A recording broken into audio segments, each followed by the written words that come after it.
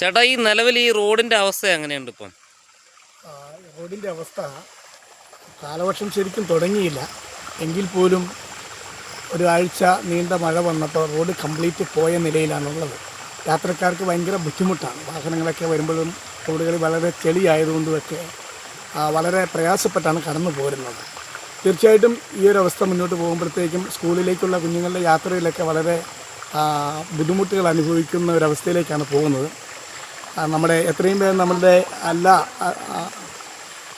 ഔദ്യോഗികമായിട്ടുള്ള എല്ലാ അധികാരികളുടെ ശ്രദ്ധയിൽപ്പെടുത്തി എത്രയും വേഗം ഈ റോഡിൻ്റെ ശോചനീയാവസ്ഥ പരിഹരിച്ചുകൊണ്ട് വളരെ നല്ല രീതിയിൽ ഇത് മുന്നോട്ട് പോകാനായിട്ട് നമുക്ക് നിങ്ങൾ ശ്രമിക്കണമെന്നാണ് എനിക്ക് പറയാനുള്ളത്. മാത്രമല്ല, കരിക്കോട്ടഗിരിക്ക് പോകാൻ ഈ മേഖലയിൽ നിന്നുള്ള പെട്ടെന്നുള്ള ഒരു എളുപ്പ വഴിയാണിത്.